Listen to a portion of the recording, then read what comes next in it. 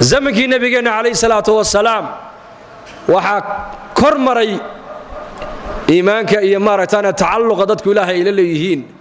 markaas qofka muslimka lagu qiimeeyo iimaankiisa iyo amalkiisa magaalada Madiina nin la oran jiray Julaybiib radiyallahu anhu nin wuxuu ahaa damiima oo aan aad u qurux badnayn waliba iska kaftan badan oo meelaha dadka la kaftama faqiir magaalada Madiina aqal iyo qaraabo iyo qaran midna kuma leh mar walba wuxuu la fadhiistaa nabigeena calayhi salaatu wasalaam oo nabiga wada fadhiistaan marka masjidka laga kala dareero nabiga isagaas ku hadha maalin buu nabigu ku yiri ma guursatay markaasuu yaa rasuul aniga ayaa ii guurinaya nagaygan iska faqiirka xoolo malihi qurux malihi dagaankaygi maaha magaalada Madiina ayaa ii guurinaya xaliif waliba ree ansaareed Abu Laha xaliif markaasuu nabigu maalin maalmaha kamida buu ku yiri haddana ma guursatay markaa buu yaa ii guurinaya aniga nabi Allah laba saddex jeer markuu nabigu sidaa u weydiiyay nin ansaari oo reer Madiina ah oo inantiisu inay qaan gaadhay uu nabigu ka warqabay ayaa nabigu ku yiri inantaada ka soo doonaya ay si markaa buu yiri oo nabi Allah maada inantaada iga soo doonaya waraha inantaada baan doonaya ay si markaasuu ninkii aad ugu farxay ansaarigii waad iga heshaa wax u eg markaa buu nabigu ku yiri anigu uma rabin naftayde yaad u rabtaa hadda Julaybiib baan u rabaa waa nin magaalada Madiina laga yaqaano miskiina faqiira waliba aan qurux badan lahayn oo dad maaragtaan quruxsan aan ahayn laakiin waa shakhsi iimaani ilaahay ku xidhan oo asxaabada kamida weeyaan markaa buu yiri yaa rasuulallah ma Julaybiib baad inantayda ha Julaybiib baan u doonaya anu gabadha ma doonay Julaybiib baan u doonayay markaasuu Julaybiib ahaa bal inanta hooyadeed baan tala galinay iikaadib uu ku yiri markaasuu u tagay oo wuxuu ku yiri naade gabadheeni waa inaga soo doonay markaa oo ay inaga soo doonay de nabi maxamed kaleey salaam markaa be tooba nicmade de nabigu naftiisa lama rabo ayuu la rabaa Julaybiib ahaa Allah hayka Allah oo kale isticmaashay markaas warsoonaki hebel iyo hebel intaasoo oday ay wiilashooda nooga soo dooneen u diidnay ma bay ku tiri Julaybiibna sawniga taqaanid maaha de nabi maxamed baa soo doonay miyaan diidi karnaa odaygii iyo islaantii oo hadalka isku celcelinaya inantuna markaa aqalka gadaashiisa fadhida xagga dambe inaga zamankeena gabdhaheenu banaanka u soo baxeen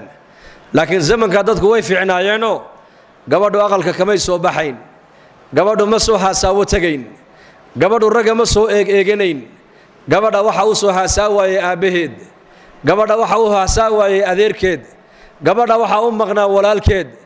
gabadha waxa uu maqnaa abtigeed hooyo la dhashay ninka saxaabiga ansaariga markay gabadhi u dhalato ee inantaasi ay qaan gaadho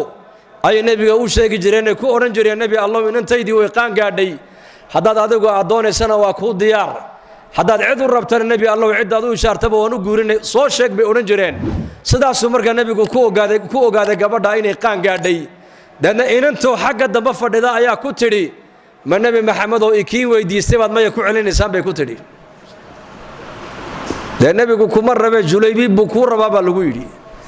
markaa bay ku tiri wa in kana Julaybiiban bay ku tiri markaa Julaybiib haba noqdaba ilaahay iyo rasuulkiisu aniga dayici maayaan bay tiri meel xun dhigi maayaan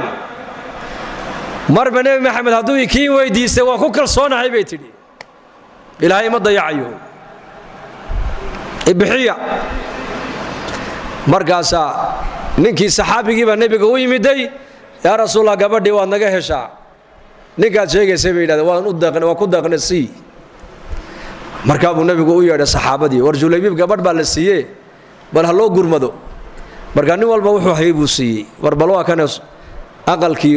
mariinkii iyo meherkii iyo waxaad hawshii intaan ku galbaa lagu yidhi magaalada Madiina markaa suuqa Madiina laga naadin jiray marka jihaadka la baxayo dhawaaq buu maqlay markaa la leeyahay ilaahay dartii ayaa u baxaya oo ilaahay jidkiisa u dhimanaya oo janno ku bashaaraysanaya jihaad baa loo naadinayaa markaasuu fikro wuxuu yidhi ma gabadhaa baad la caqal gashaayod iska guursataa lagu siiyey wax huruutiine mise xuuralcayntaad ku hoyataayoo jihaadka intood u baxdo ayaa shahaado ilaahay aad weydiisataa buu yidhi markaa buu wuxuu ku qancay oo uu doortay inuu jihaadka iska raaco ciidanka inuu dhinac ka raaco dagaalkii baa la galay muslimiintu way guulaysteen maydkii dhaawacii baa la kala gurayaa saxaabadii buu nebigu ku yidhi war ma cid baa inaga maqan maya waan dhannahay dhaawacii ma dhan yahay haa shuhadadii ma dhan tahay haa aniguna laakiin nin baan tabayaa buu nebigu yidhi anigu nin baan tabayaa waa ninkee waa ninka nebi maxamed saxaabadiisu ay tabi waayeen ka warrama nebigu tabay ninkee tabaysaa julaybiib doondoona waxaa la helay 9 nin oo mushrikiina intuu dilay dhaawacay soo gaadhsiiyeenna u dhintay oo dulya allah loogu tagay meydkii dhexdeedii markaasaa nebigu yidhi soo qaada kaasaan ka mid ahay buuhi anigu sidaas yacni siduu u dhintay waan jecelahay weeyaan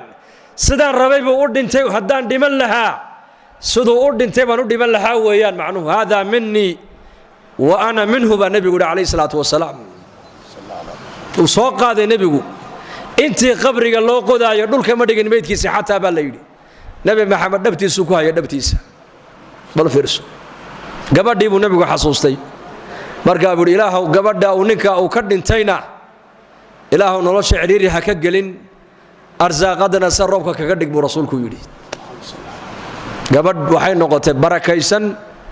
taajirada dhaqaalo leh oo dhaqaalahayga diinta ku bixisa oo rixin barakaysan leh